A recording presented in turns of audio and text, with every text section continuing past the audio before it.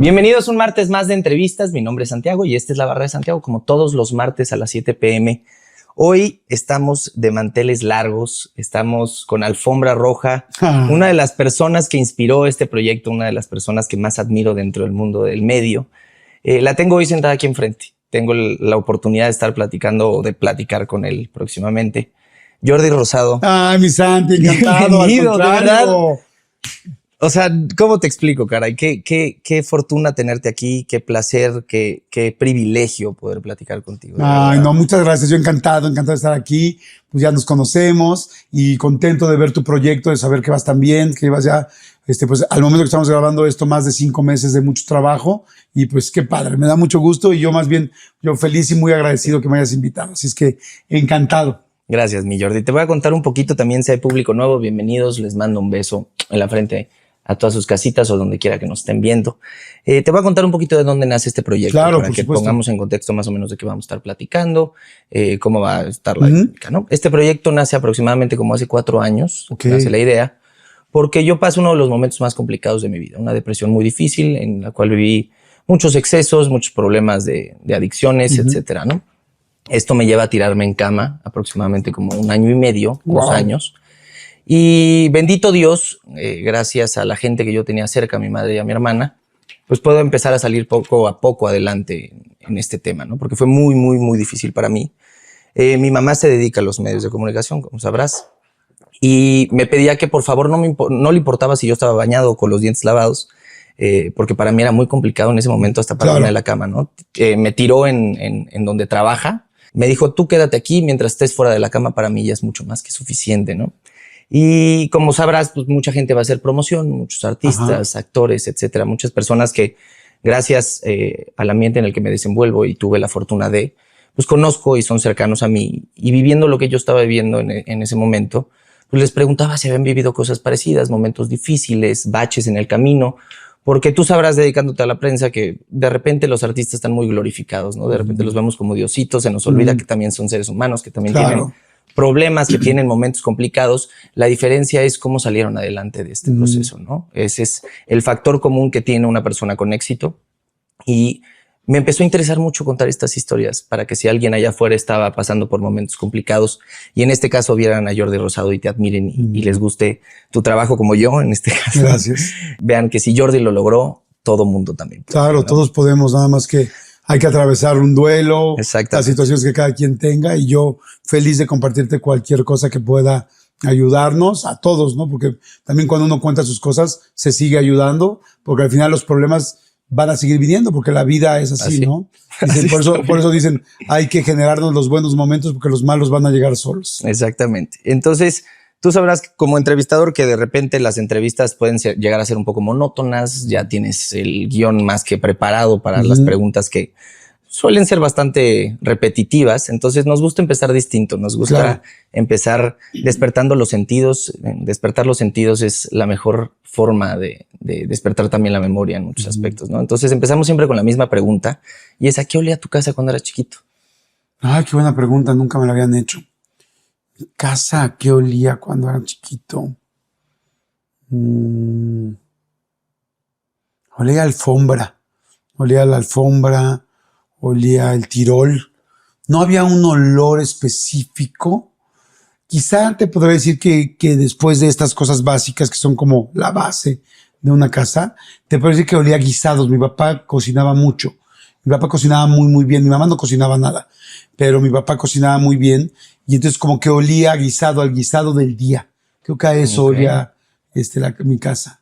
Y si pudiéramos, imagínate que vamos llegando de la escuela, todos madreados ya con la mochila de lado, cargando el Atlas del lado izquierdo, ¿no?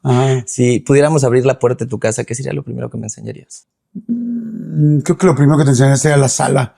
Te diría, estaba la sala y el comedor, y en medio había una chimenea con un cuadro, con un óleo pintado del mar.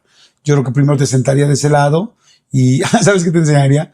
Que tenía ese cuadro, tenía como doble fondo, y en algún momento mi mamá lo compró, y el cuadro de repente lo abrías y ¡crack! Se abría así, y atrás tenía como cosas como lugar para guardar. Entonces era muy chistoso porque pues como que a la gente le sorprendía que el cuadro se abriera, y yo no sé en qué momento, ni nunca he conocido otro cuadro que se abra. Seguramente mi mamá lo compró a alguien, se le ocurrió, lo vendió y era chistoso. Y yo creo que eso sería como de lo primero que te enseñaría. Siéntate, pásale, tal, tal. Y te dirá, mira, ¿te enseño este cuadro? O sea, porque yo siempre he sido malo para guardar secretos, pero bueno para tratar de compartir algo. ¿Cuál era la rutina normal dentro de Jordi niño? Pues la rutina era complicada. La rutina era complicada, me refiero porque pues no era, digamos que miel sobre hojuelas todo, ¿no? La rutina era despertarnos en la mañana. No me acuerdo quién nos despertaba, me imagino que mi mamá en un principio, sí. Era vestirnos, tal, bañarnos, creo que nos bañamos en la noche. Vestirnos, es que también depende de qué edad, pero me estoy yendo como a los 11, 12 años. Bañarnos, vestirnos, desayunar, y luego de ahí nos llevaba normalmente mi mamá o mi papá a la escuela. Todo bien, nos llevaban a la escuela. Yo estudiaba primero en un colegio que se llamaba Liceo Albert Einstein, ahí por Cafetales. Yo vivía por Tasqueña, y me llevaban, y luego pues ya regresar de la escuela era divertida, la escuela era muy padre, me reía muchísimo, siempre me gustó ser muy platicador y muy sociable. Regresar a la casa, comer lo que mi papá normalmente ya había dejado, que mi mamá normalmente calentaba, y después mi mamá se iba a trabajar, y ya más tarde llegaba mi papá. Mi papá tuvo un problema de alcohol mucho tiempo, que he platicado muchas veces, y ya hasta alguien me dijo, de mi familia me dijo, oye, ya no cuentes tanto, pareciera que fuera lo único que viviste. Y yo, pues no, pero si me preguntan cuál era mi rutina, o por ejemplo ahorita, pues tengo que decir, ¿no? Entonces, normalmente mi papá llegaba como a las 7 de la noche, 8, ya tomado, y pues era un poco como evitar la situación. Ya había hecho tarea antes normalmente, y como evitar la situación, mi papá se iba y se metía a dormir, y yo normalmente seguía estudiando. Siempre fui muy preocupado por las calificaciones. Okay. Y me podía estudiar.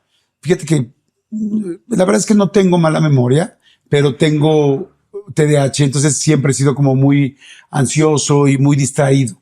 Entonces tenía que repetir muchas de las cosas y estudiar mucho para que me fuera bien en el examen. Sin embargo, nunca he sido nocturno, entonces a las 8:30, 9:30 de la noche, ¿sabes qué me pasaba? Me bajaba al comedor y ahí estudiaba, y de repente, bien canijo, desde chiquito como que me castigaba horrible. Y me iba, me compraba, de cuenta, unos pingüinos o unos submarinos Marinela, me los ponía enfrente y decía, no me como la mitad de este submarino hasta que acabe de estudiar la cuarta parte y me sepa, de cuenta, todas las capitales de África. Entonces me la revisaba, y si me equivocaba una, no, hasta que ya me la sabía, órale, ya. No, una parte de las capitales, ¿no? La otra parte, hasta que me aprenda esto, es como que yo me condicionaba hasta que terminaba.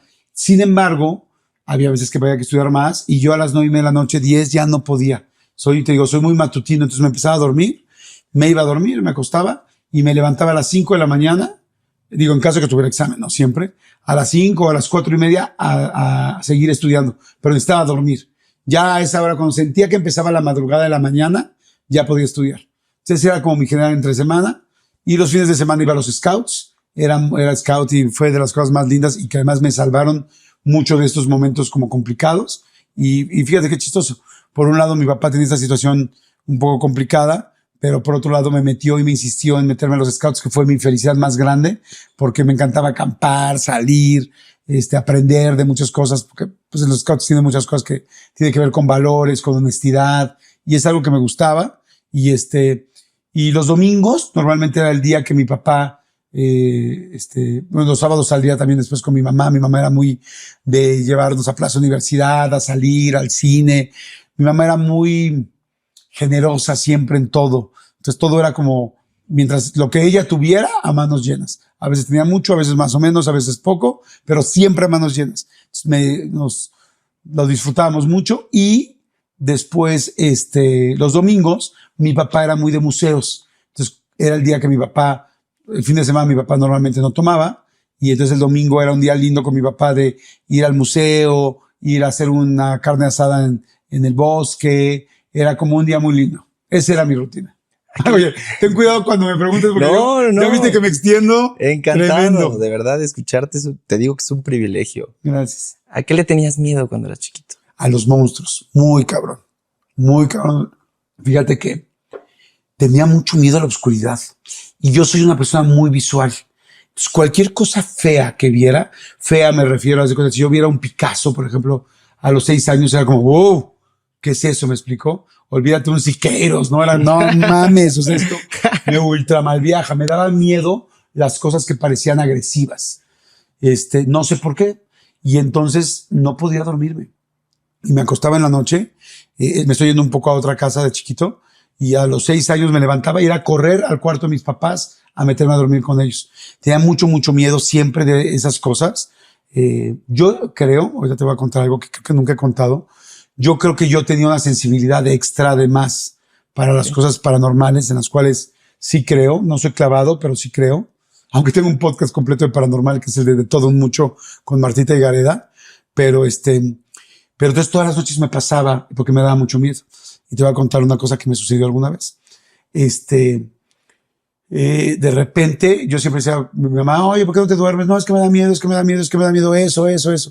Y un día en la noche, pasándome al cuarto de mis papás, había un hall, ¿no? Como, pues en medio de los cuartos. Y voy pasándome así como a los 6, 7 años, y de repente a la mitad del pasillo veo a una señora como volando, como a 1 metro de distancia del piso, de altura, volando como con un vestido blanco así muy vaporoso, que le volaba y viéndome así directo, hasta me acuerdo la cara, ya cabrón, se me pone la piel chinita, y veo que y yo así de, me congeló, y entonces ya no podía ni para atrás ni para adelante. Y nada más la veo como se acerca, literal, levitando, y me agarra, y me levanta, y no manches, no, o sea, grité y lloré como loco, así, y salió mi papá y mi mamá así de, ¿qué pasa? ¿Qué pasa? Y cuando salen del cuarto, me vieron sentí que ella me puso en el piso y me encontraron tirado en el piso, llorando como loco. Y fue tan real los gritos y mi terror que viví que mi papá llamó a la policía. O sea, dijo, no, aquí se metió alguien. O sea, esto no es posible que un niño haga esto con un sueño, porque jamás ellos son sonámbulos ni nada. O sea, dijo, esto no es normal. Entonces llamó a la policía, llegó la policía, empezaron a buscar en todos lados, a ver quién se había metido. Y dijeron, esto no es normal. El asunto es que cuando a mí me acuestan en el cuarto de mi mamá, y ya yo me acuesto con mi mamá aquí, con un póster de Farrah Fawcett que todo el mundo tuvo esa época. Las mamás y papás tenían pósters de Farrah Fawcett porque era la reina del momento. Así, al lado estaba la puerta. Y estaba la puerta, y cuando ya me acuesto, me dicen, a ver, ya tranquilo. Yo nada más veo como 2 pequeños monstruos que se asoman y que me hacen, vas a ver, vas a ver por habernos acusado. No mames, no. Fue tal el miedo, dije, en mi pinche vida vuelvo a dormir solo. Y entonces mi mamá dijo, no, este niño está muy asustado. Y ahí me mandaron al psicólogo a los 6 años, Santi. A los 6 años por primera vez fui al psicólogo a ver el asunto del miedo. No fui muchas sesiones, como 6, 7 años. Actualmente. No, psicólogo afortunadamente he ido toda mi vida, pero en esa ocasión solamente fui como 6 o 7 sesiones, y en 6, 7 sesiones me ayudaron a quitarme el miedo, o sea, que no tuviera miedo de las cosas. La verdad, muy bueno el terapeuta, y ese fue mi mayor miedo de chico, la oscuridad, y qué podía ver a la oscuridad. Y yo creo, para terminarte esa historia que decía, que eso es creo que algo que no he contado, alguien en mi familia tiene un don muy, muy fuerte para poder ver cosas paranormales, pero fuertísimo. O sea, sí, ya no me queda duda, y entiendo que hay mucha gente que puede ser escéptica y no creer en eso, y obviamente la respeto, pero yo no soy ese, porque yo he visto a esta persona dictar cartas de gente que ya murió, hablar y decir cosas que no hay manera que nadie sepa, y ver llorar a la gente cuando le leen o le dan un mensaje de otra dimensión, ¿no? Entonces, yo creo que yo nací con ese mismo don, y que sí vi ese día algo, y que por eso yo tenía tanto miedo de chico, y que afortunadamente ese psicólogo, con lo que hizo, me cerró ese tercer ojo, y yo hoy no veo nada, yo llego a miles de lugares así donde dicen, no, aquí está fuertísima la vibra, no siento nada, no tal. Mi hija es hipersensible, y hace poco fuimos a una locación de un comercial que estaba yo haciendo, y mira, vamos a entrar aquí, tal, y llegamos, y mi hija de 18 años, que te platico ahorita, Regina, me dice, no, aquí los espero. Y yo, ¿a qué les veo? Yo, mi amor, ven, venimos con el director. Mi hija estudia cine. Dije, venimos con el director, escucha lo que está diciendo. Súper me dijo, no, este lugar tiene una vibra muy rara, yo no puedo entrar ahí. Y yo, cálmate, y entré y me explicaron. Le digo, mi hija le dice que tiene tal. Dice, sí. Este era un asilo hace muchísimos años en Tacuba o algo así, donde se dijo que traían las personas a sus viejitos, a sus abuelos, a las personas mayores a este lugar y que aquí las dejaban porque aquí pagabas porque le quitaran la vida al señor y que aquí mataron a muchos abuelos y mucha gente y que realmente las personas particulares los traían y tal, que sí, para que ya acabaran con su vida. Y esta era la zona donde dicen que estaban los vivos y donde están. Y dije, ¿cómo es posible que mi hija sepa eso? Yo no tenía ni idea, pero yo no siento nada. O sea, yo entro a miles de lugares y no siento. Soy muy miedoso con la oscuridad, con tal, así ya, pero no tengo la sensación y yo creo que me cerraron ese ojo. ¿A quién fue la primera persona que le tuviste miedo? Pues a mi papá. Lamentablemente esa respuesta es fuerte, pero sí. A mi papá nunca me tocó, nunca me hizo nada físico, pero ver a tu papá tomado, gritando, diciendo groserías, alzando la voz, y yo siempre fui como que el que me le enfrentaba. Entonces, porque pues no me gustaba que tomara y entonces era muy fuerte. O sea, es como que sí me daba miedo cuando oía las llaves. Oh. Te digo, jamás me tocó, pero pues no te tienen que tocar para lastimarte. ¿Te acuerdas dentro de este miedo que le creaste o sentiste dentro de tu papá? ¿Cuándo fue cuando más te asustaste? ¿Alguna situación? No hubo una ocasión en específico. Era todo. ¿Sabes qué me pasó? Que precisamente como mi papá y mi mamá pues ya estaban como muy mal como pareja. De hecho, dejaron de ser pareja desde muy temprano. Mi papá dormía en mi cuarto. Entonces, en mi cuarto había 2 camas individuales y él dormía ahí y toda la noche gritaba porque hay gente que cuando toma empieza a gritar y empieza. Entonces estaba horrible porque yo me estaba así dormidito y de repente nada más oía de la chingada. Hijo. Entonces yo, por ejemplo, si en la noche gritas, me despierto muy rápido y me asusto. Y es de ese momento. Entonces yo creo que esas noches eran noches no de miedo, porque no me daba miedo mi papá, pero me asustaba muchísimo cada vez que se despertaba. Y yo creo, mira, yo trabajo mucho, ¿no? Y mucha gente me dice, ay, trabajas muchísimo y tal. Yo creo que por 2 cosas. Por 3. Uno, porque me encanta trabajar. O sea, amo mi trabajo, lo hago con todo el gusto. O sea, yo ahorita pero no puedo creer que estoy trabajando, estoy pasándolo increíble. Tienes unas preguntas inteligentísimas, le estamos pasando a gusto y estoy trabajando de alguna manera. Entonces, amo mi trabajo. 2, porque sí tengo una cierta obsesión por hacer las cosas bien. Entonces, esa obsesión te lleva a ser workaholic. Pero la tercera y que se presentó primero es por salirme de mi casa. Hay mucha gente que empezamos a trabajar por salirnos de nuestra casa, por buscar otro entorno en el cual no estar. Y entonces el trabajo te da una gran opción de hacer algo derecho, sano y que además es remunerado. Y sobre todo lo más importante, escaparte.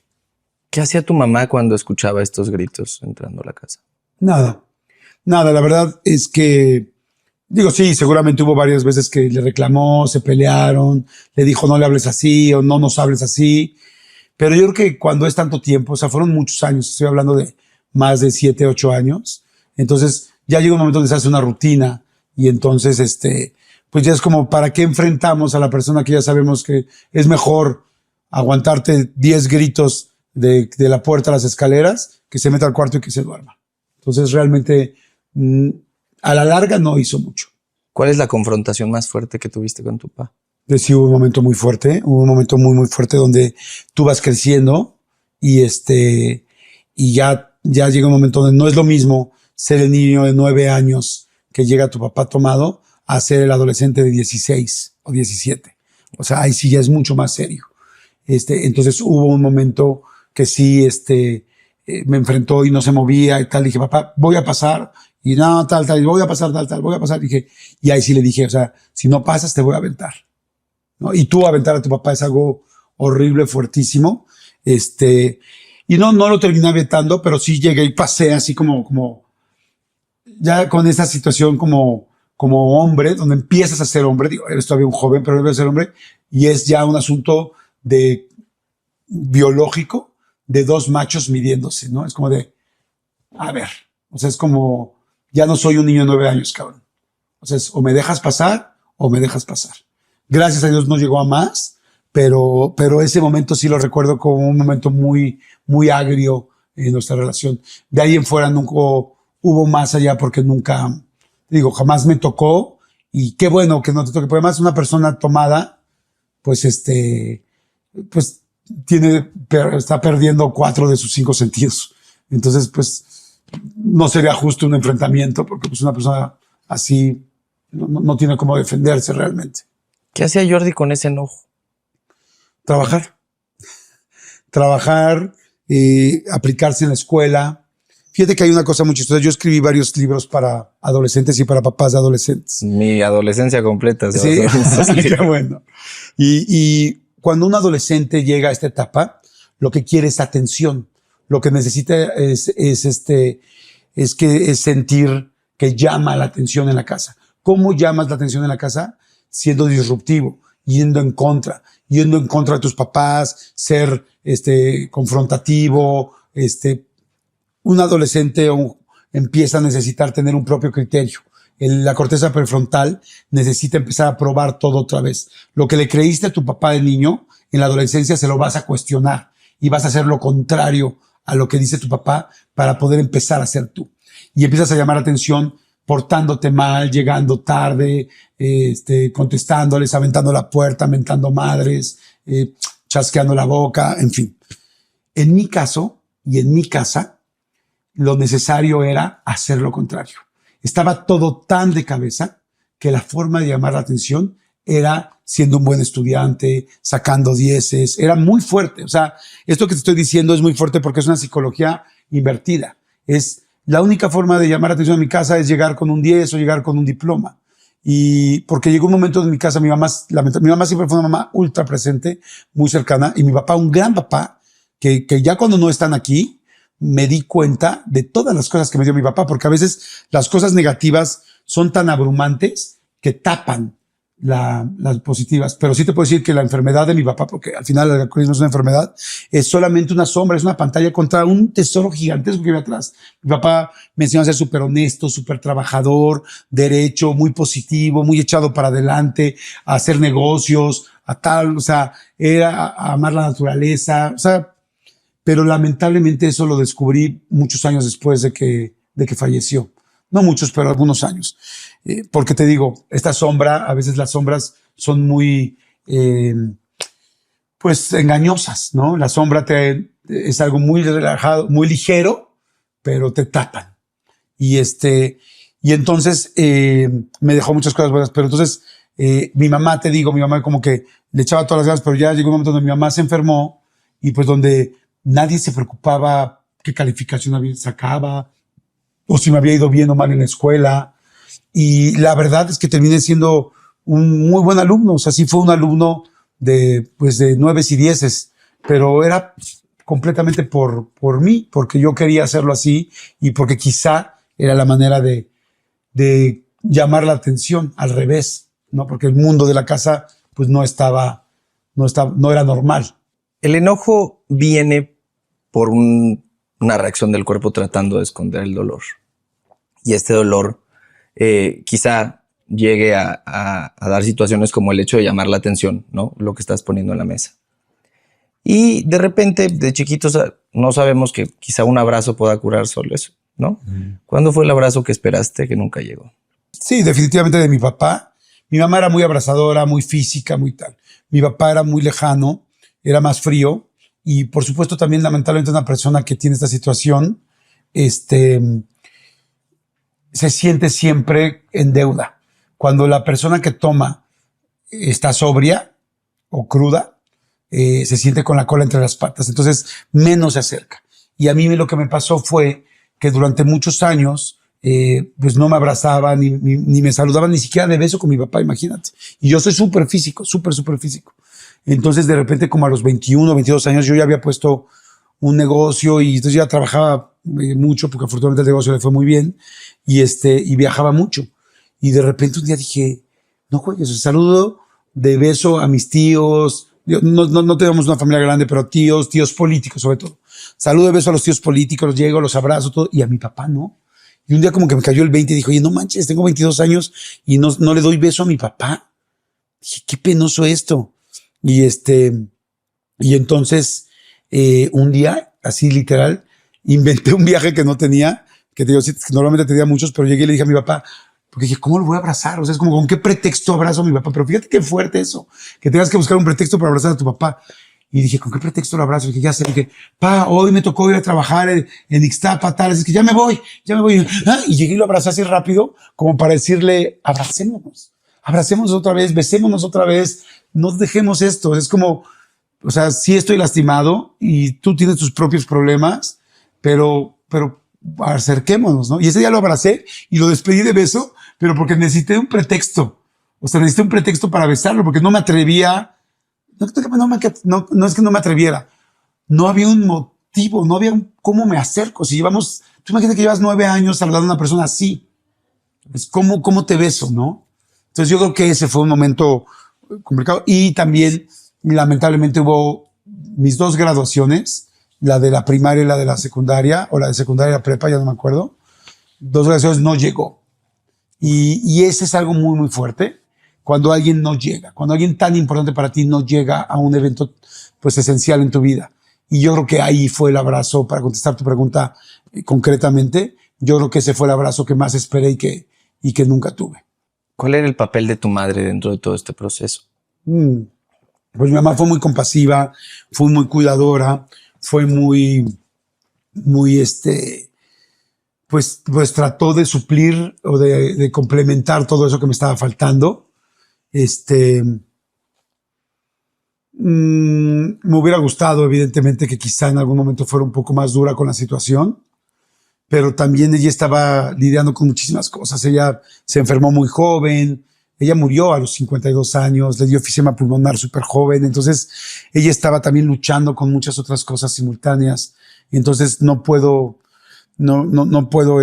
tampoco recriminarle nada, ¿no? O sea, dio todo lo que pudo, era amorosa, cariñosa, generosa. Fíjate qué lindo, algo que era muy lindo de mi mamá.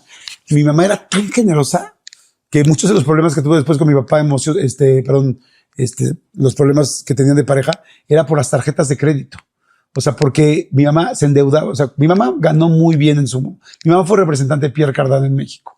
Entonces, cuando pudo trabajar, le iba increíblemente bien. Y yo vivía en una dicotomía muy chistosa, porque por un lado, de repente, mi papá pues le costaba un poco más de trabajo a veces sacar adelante la casa. Nunca me faltó nada, eso sí, jamás. Entonces, pero de repente había pues que estar más cuidados con los gastos, o muy cuidados con los gastos. Y de repente mi mamá me llegaba a Estados Unidos y me decía así, llegamos a una juguetería y me decía, ok, tienes 1 hora para escoger todo lo que quieras. Tú imagínate un niño en 1 hora en una juguetería en Estados Unidos. O sea, real. O sea, 1 hora. No era, tienes $50, tienes 1 hora. No mames, o sea, es una locura, ¿no? Entonces yo vivía con esas 2 cosas. Pero luego con mi mamá, pues ya no pudo trabajar por las enfermedades, quería seguir viviendo lo mismo, porque te digo, ella súper generosa. Las 4 personas que nos hicieron favor de trabajar con nosotros de servicio en la casa, a las 4 personas les puso una casa completa a mi mamá. O sea, sala, comedor, les amuebló todas sus casas. O sea, y si de repente nuestro sillón no estaba bien, no le importaba. Lo que quería era que la otra persona tuviera tal, ¿no?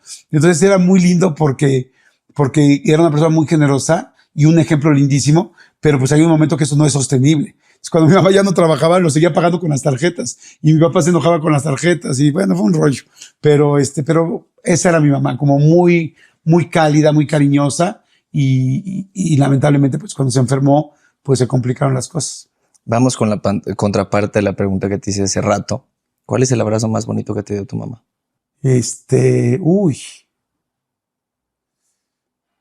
No, pues muchos.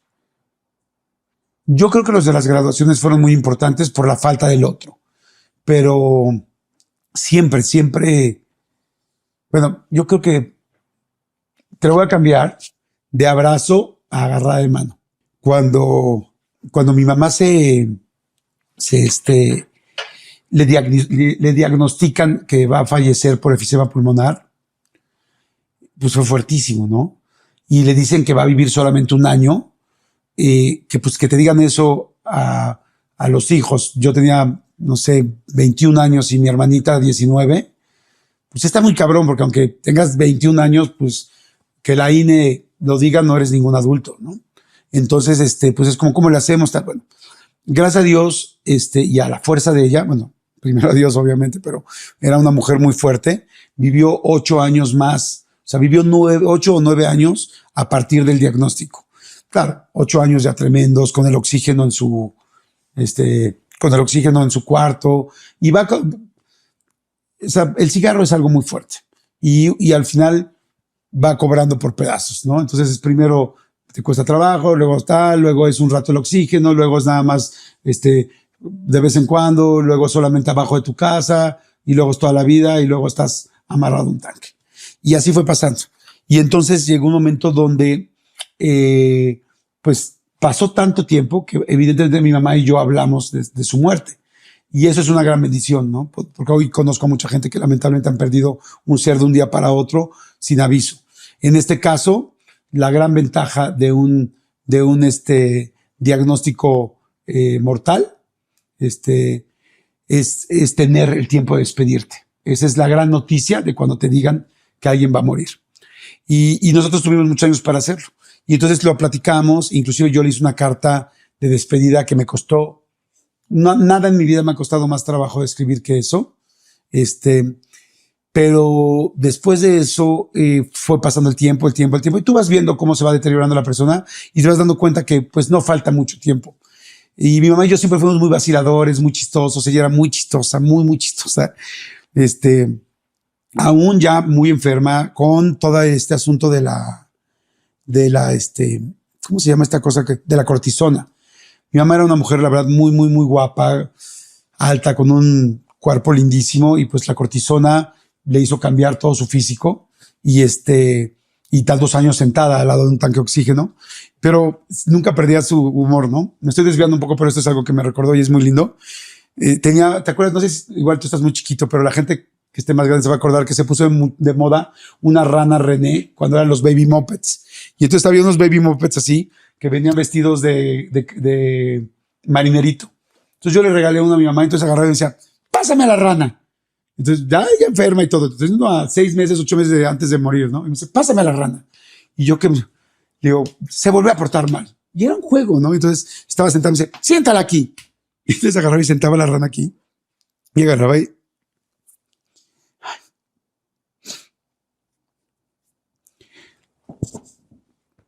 sentaba la rana y le pegaba.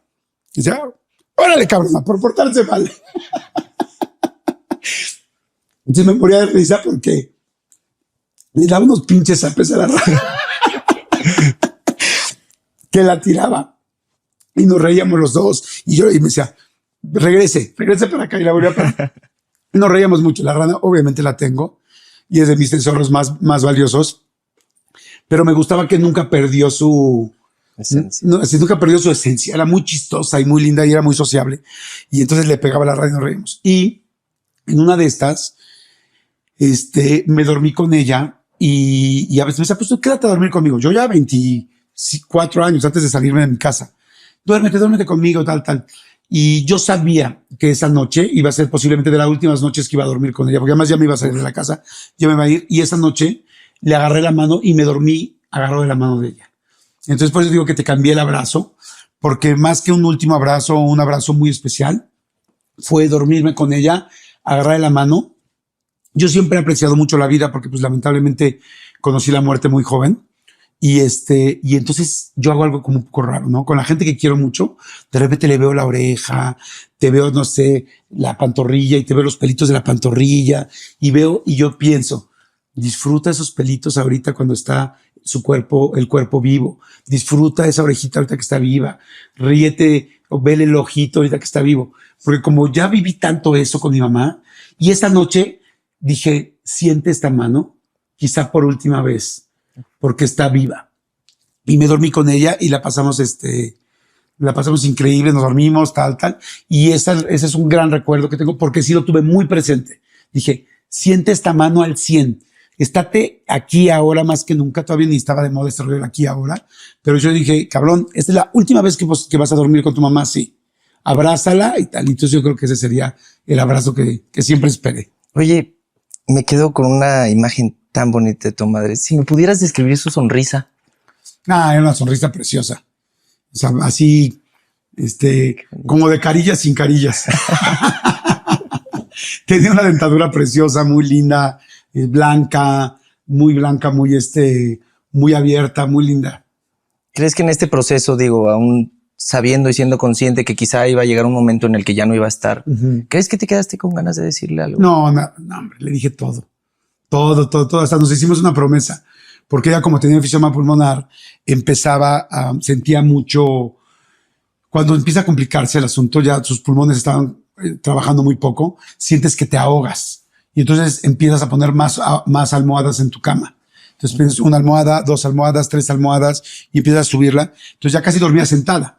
Y a ella le daba mucho miedo la oscuridad, no porque le diera miedo la oscuridad, pero decía, si me despierto, siento que me estoy ahogando y está oscuro, se me muero. Entonces me dijo, hazme una promesa.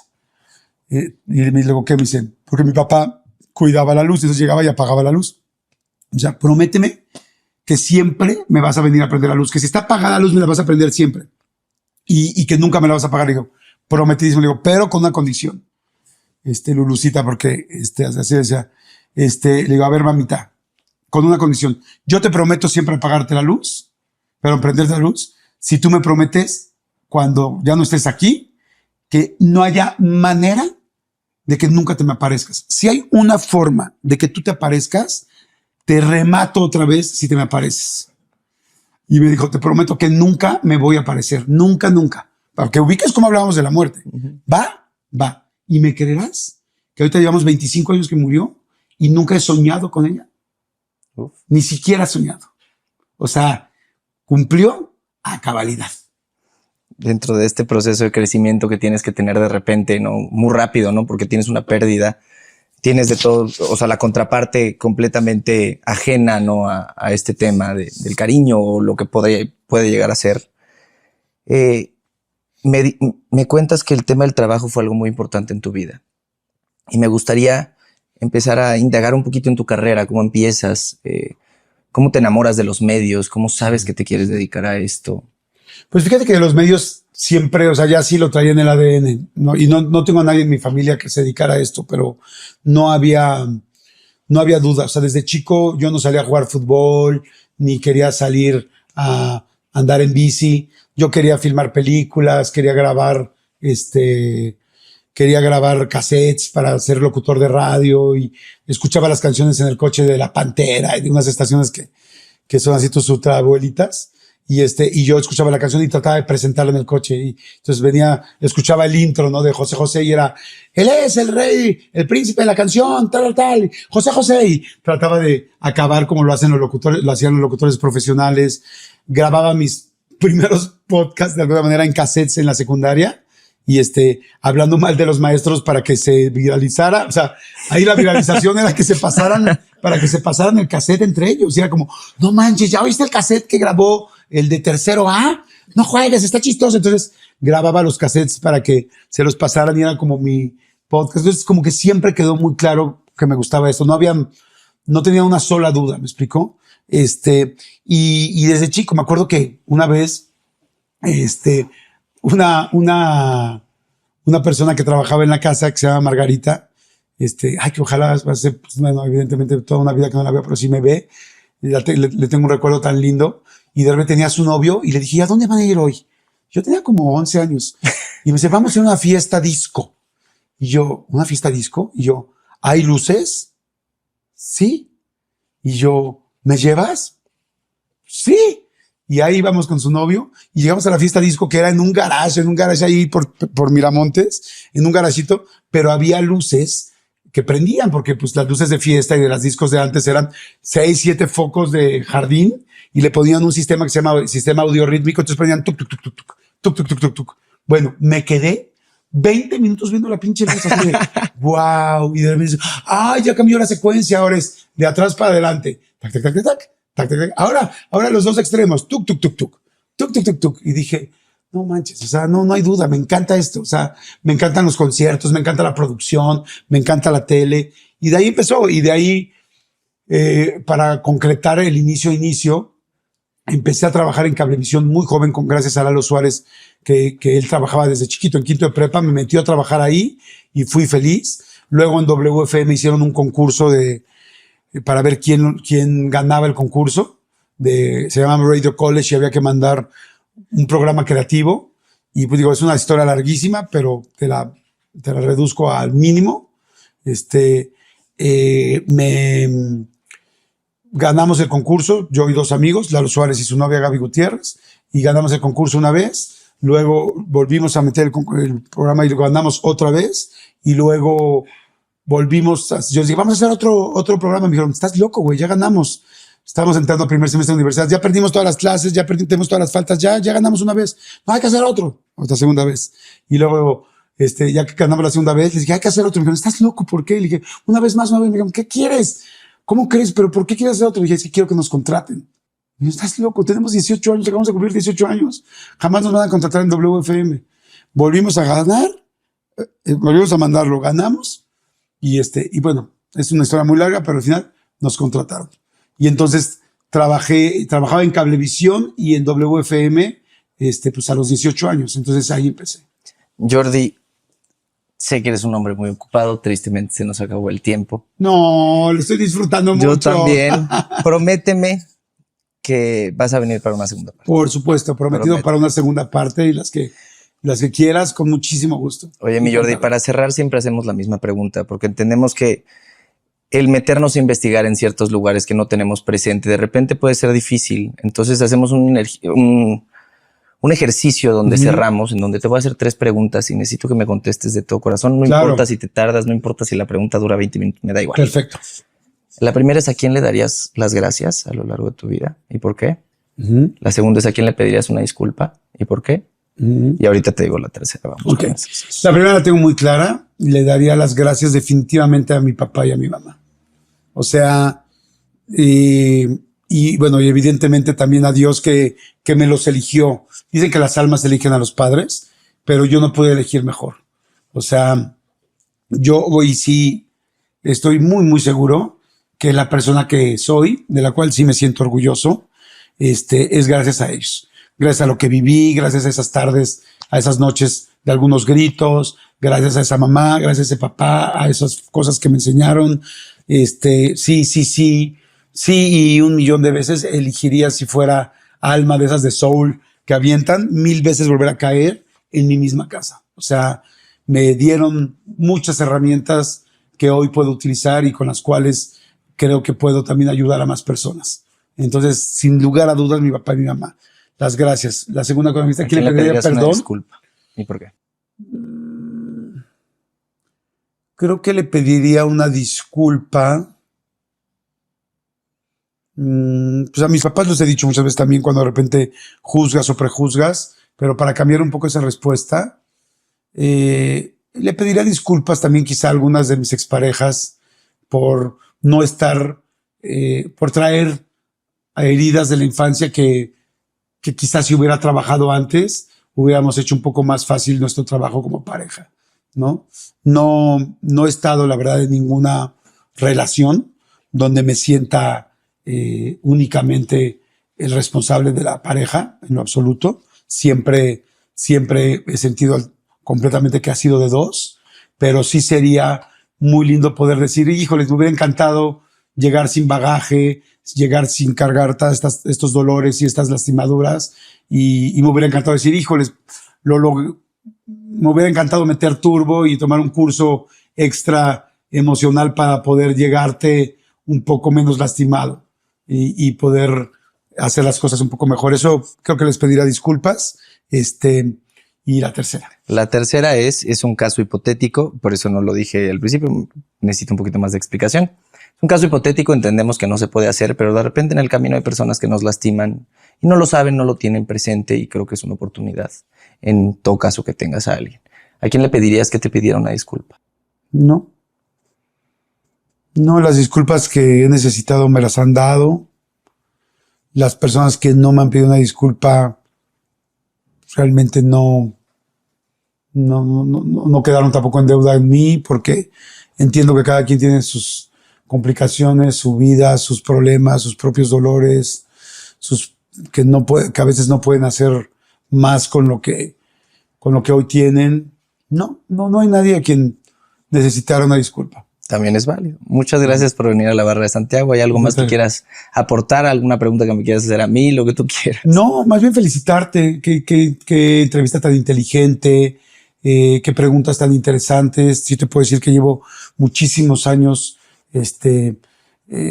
entrevistando y siendo entrevistado, y hiciste preguntas muy, muy interesantes, muy inteligentes, muy profundas que jamás me habían hecho, y te felicito. Pues es una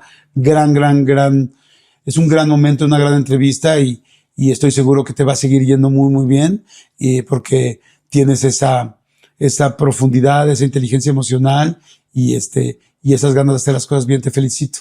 Qué lindo que de un momento complicado que viviste, como todos hemos vivido, lo sepas cosechar y canalizar de una manera tan linda y tan sanadora para todos los demás, incluyéndome a mí que estoy aquí enfrente. Es que muchas gracias por tu tiempo y gracias por haberme invitado. Jordi, que tú me lo digas es gasolina pura para mí, para este proyecto. De verdad, no tienes idea lo mucho que admiro tu trayectoria, que admiro lo que haces hoy en día. Y agradezco que le hayas abierto la puerta a muchas personas para que empezaran a hacer lo que querían, incluyéndome a mí. Ay, gracias. Gracias, mi querido. Encantado, amigo Santi. Gracias, muchas gracias. Y bueno, pues... Prométeme una segunda. Sí, prometidísima, ¿no? Ya escucharon. Pero por supuesto, mi única bronca son los tiempos. Todo lo demás me tienes al 100. Nada más nos organizamos. Gracias a todos los que se quedaron. Les mando un besote. Nos vemos el próximo martes. Bye.